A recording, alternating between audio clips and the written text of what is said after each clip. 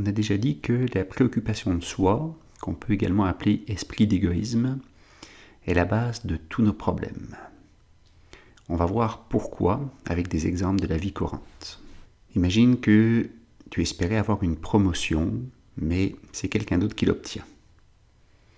Comment est-ce qu'on se sent dans une situation pareille? Beaucoup de gens vont se sentir découragés, déprimés, malheureux, jaloux. Pourquoi? Parce que on n'obtient pas ce qu'on désire. Et est-ce que c'est important, ça, d'obtenir ce qu'on désire? Oui, bien sûr, parce que c'est moi. Ça, c'est la préoccupation de soi. Imagine que tu es en couple et que l'autre te quitte. Comment est-ce que tu te sens? Encore une fois, malheureux, triste, déprimé. Pourquoi? Parce que tu étais attaché à l'autre et que tu l'as perdu. On t'a enlevé quelque chose auquel tu tenais. Et c'est important. Si je te dis que moi, je me suis fait larguer, est-ce que tu vas trouver ça si important? Non, pas vraiment, vu que ça ne te touche pas directement. C'est la préoccupation de soi. Imagine que quelqu'un ait une opinion complètement différente de la tienne, mais tu es sur un sujet important là.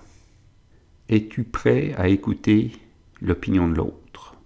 Si je te dis que la Terre est plate, est-ce que tu vas écouter mes arguments? C'est encore à cause de la préoccupation de soi qui nous force à maintenir très fermement nos opinions. Bon, dans le cas de la Terre est plate, c'est un mauvais exemple, on se comprend. À cause de la préoccupation de soi, qui nous fait croire que nos désirs, nos espoirs, nos idées sont extrêmement importants, nous sommes frustrés, nous nous mettons en colère, nous désirons blesser les autres. Et on peut blesser les autres, physiquement, mais aussi verbalement ou même mentalement. Par exemple, un sarcasme, une attitude passive-agressive, de la manipulation, du gaslighting.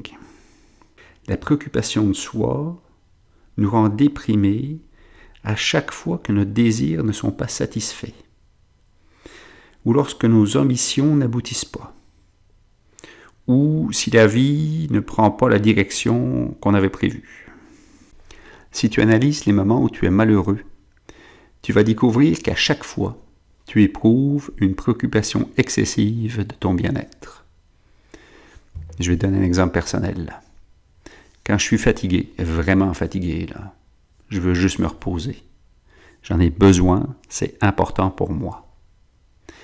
Si tu m'empêches de me reposer à ce moment-là, je vais m'énerver. Parce que je n'obtiens pas ce que je veux, ce que j'ai besoin.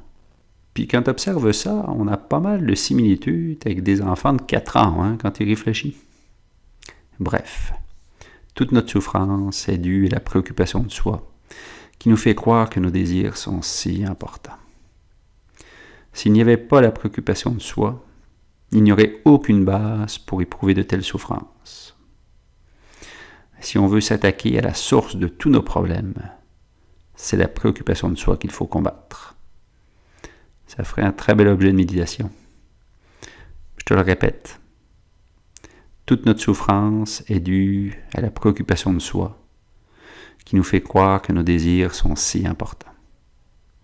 S'il n'y avait pas la préoccupation de soi, il n'y aurait aucune base pour éprouver de telles souffrances.